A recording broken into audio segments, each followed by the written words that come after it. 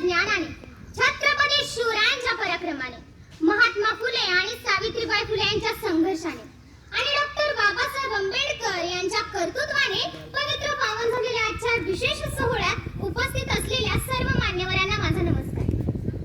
अमृताचे पान आहे, शाहिरीचा मान आहे. अमृताचे पान आहे, शाहिरीचा मान आहे. अण्णा भाऊंची लेखणी म्हणजे महाराष्ट्राची शान आहे, महाराष्ट्राची शान आहे.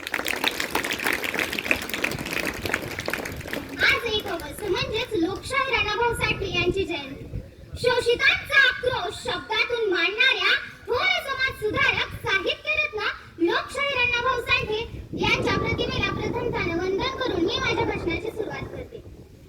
साहित्य सम्राट लोकशाहीर अण्णाभाऊ साठे हे कीर्तीचे साहित्य. पण ते साहित्य घडले कसे? किती संकटांचे डोंगर उपसले हो.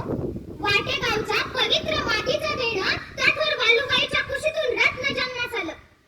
मित्र हो, पृथ्वी ही शेष नागाच्या मस्तकावर तरलेली नसून ती दलित, कष्टकरी व उपेक्षितांच्या तळहातावर तरलेली आहे.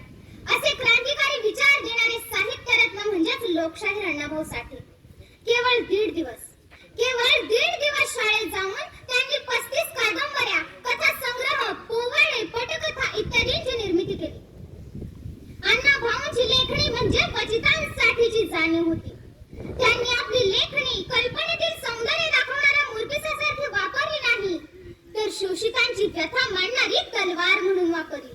ते लिहितात, नैराश्य हे तलवारीवर साठलेल्या धुळीसारखे असते. धूळ झटकली की ती तलवार पुन्हा धारदार बनते.